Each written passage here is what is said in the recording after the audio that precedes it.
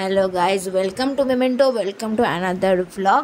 তো এইগুলো এবার হতে চলেছে শুরু বৃন্দাবনের ভ্লগ দেওয়া। অনেক দিন বাদে, প্রায় 1 মাস পরে আমি এই ভ্লগ দেওয়া শুরু করছি। তো এটা ছিল হচ্ছে যাওয়ার দিন 31 নভেম্বর অক্টোবর, কালী পুজোর দিন। আমার একদমই ইচ্ছে ছিল না, বাট যেতে হয়েছিল, যাই হোক বাড়ির লোকের চাপে। তো সকালবেলা উঠেই খেয়ে নিলাম চা। Hello guys, good morning, welcome to memento, welcome to another mini vlog. গলার অবস্থা দেখতেই পাচ্ছ, সকাল 8টা 10-15 বাজে। উঠতে হয়েছে আজকে তাড়াতাড়ি, 3টের সময় ঘুমিয়েও। তো কেন বুঝতেই পারছো, আজকে ঘুরতে যাচ্ছি, অনেকে আছে, সব দেখাবো। তো এখন সবাই চা খেয়ে নিচ্ছি, আর লাগেজ টাগেজ সব প্যাক করা আছে। কোথায় যাব সেটা হচ্ছে বৃন্দাবন। হ্যাঁ, এটা শুনেই সবাই বলছে যেন বয়স্করাই একমাত্র বৃন্দাবন যেতে পারে, সেটা তো নয়, বাট হ্যাঁ তাই হোক। অত আর্গুমেন্টে না গিয়ে দেখতে থাকো, সঙ্গে থাকো, আর ভালো লাগলে করে ফেলতে হবে লাইক, শেয়ার অ্যান্ড সাবস্ক্রাইব। চলো, এবার বৃন্দাবন মানেই হচ্ছে ট্র্যাডিশনাল। তো ট্র্যাডিশনালি কিছু করতে হবে সারা ট্রিপটায়। তো আমি প্রথম দিন থেকেই এই সেটটা বলতে পারি, এটার সাথে একটু ওড়নাও ছিল, বাট লাগেজ ক্যারি করতে হবে বলে আমি ওড়নাটাকে ক্যারি করিনি। তো এই পিঙ্ক কালারের এই 3 পিসের সেটটা পরেছিলাম, এবং আমার খুবই কমফোর্টেবল, এগুলো তো জানোই। আর এটা কিনেছিলাম আমি নিউ মার্কেট থেকে পুজোর আগে। তো রেডি হয়ে নিচ্ছিলাম, এখানে সকাল সকালই বেরোনোর ছিল।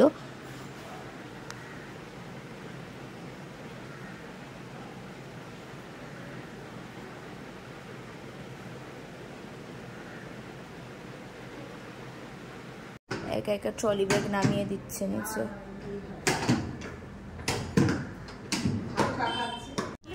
তো আমরা চলে এসেছিলাম স্টেশনে। এই স্টেশনটা একটু অন্য দিকে ছিল, আমি নামটা এখন ভুলে যাচ্ছি, তাই জন্য বলতে পারছি না, বাট তোমরা কেউ চিনতে পারলে জানিও। তো এখানে আমরা সবাই গ্যাদার হয়েছিলাম, দেখতেই পাচ্ছ অনেক লোক ছিল, আর সবাই ফ্রেমে আসেওনি সত্যি বলতে।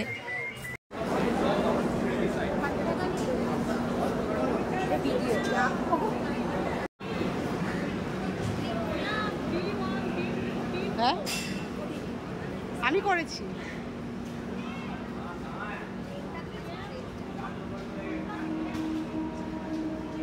ট্রেন এসে গিয়েছিল, আর আমরা বাইরে একটুখানি ওয়েট করে নিয়েছিলাম, কেননা ভিতরে ভীষণ গরম ছিল। ট্রেন যতক্ষণ না চালু হবে ততক্ষণ, এই যে মা ভিতরে ঢুকে গেছিলো, আমি বাইরে দাঁড়িয়েছিলাম, ভীষণ দম বন্ধ করা একটা গরম লাগছিল।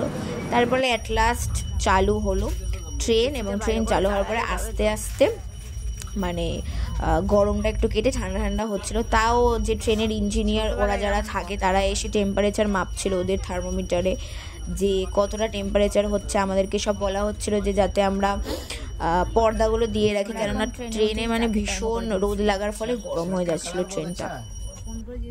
মায়ের তো আবার চা না খেলে হবে না। হ্যাঁ, মেশোরা কি জানি নামও না। কিসের তরকারি বলতে পারবি? মনে হচ্ছে এটা আমাদের পরোটা আছে, আমাদের ডিম কষা আছে, আরও আছে। তো এটা আলু পটল তরকারি মা করেছে, এটা মাসি করেছে। এটা আমি বললাম 6টা দিবি, অনেক দিয়েছে, 4টে ধরো। খা, সামনে নে।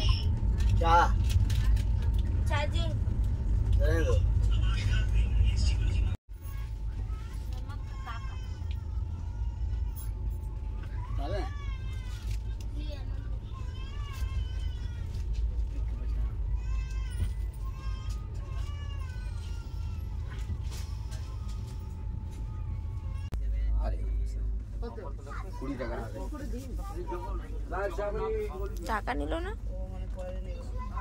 ফ্রিতে। দুপুরে খাওয়া দাওয়ার পর আমরা একটু রেস্ট নিয়ে নিলাম। তারপরে দেখতেই পাচ্ছ মুখে একটা ঘুমের ছাপ। বিকেলে উঠেই আমরা অবভিয়াসলি চা খাবো, তো চাই এখানে খেয়ে নিচ্ছিলাম। আর ট্রেনের যা বাজে হয়, বাট সেটা দিয়েই কাজ চালাতে হচ্ছিল। বাহ, এখন ভালো লাগছে বাইরেটা দেখ।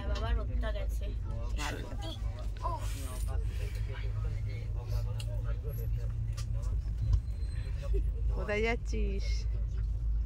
ভগবানের বাড়ি, মথুরা বৃন্দাবন। না, একটু ট্রেনগুলো তো দেখাতে হবে, কত ভালো লাগে দেখাতে। আর কেউ নেই, আমি দেখাচ্ছি বাইরেটা দেখা।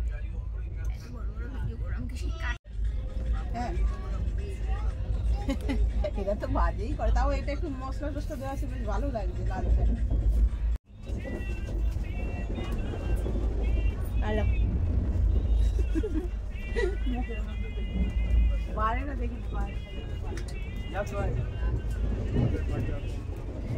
এবার হচ্ছে সন্ধেবেলা স্ন্যাক্সের পালা। ট্রেনের মধ্যে বুঝতেই পারছো যে ট্রেনের মধ্যে খাওয়া ছাড়া সত্যি বলতে আর কিছু করা যায় না, খুব বোরিং ব্যাপারটা। এই যে দেখতে পাচ্ছি এখানে রাতে ডিনারও দিয়ে দিয়েছিল। আর এখানে আমি এটাই তোলার চেষ্টা করছিলাম যে এই লোকটা মায়ের ফোনের দিকে তাকিয়েই আছে। খাবারটা দেখায়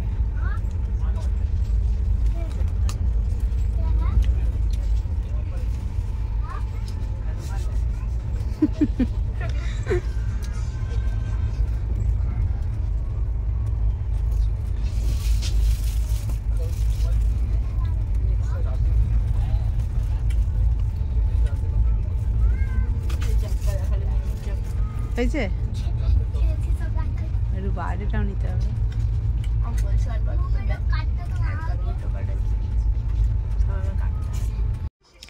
তারপর আমরা খেয়ে দিয়ে শুয়ে পড়লাম। তো দেখা হচ্ছে পরের দিন সকালে। ঘুম হয়েছে মা? অল্প ঘুমিয়েছি। মুখটা দেখাও।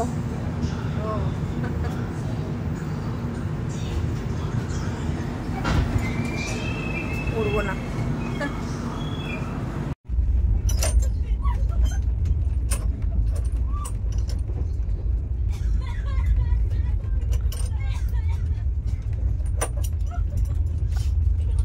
ওই যে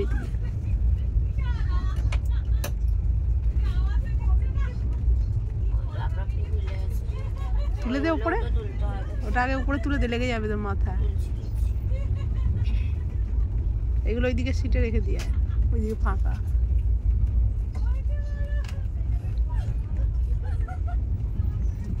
হয়েছে? হ্যাঁ বালিশ।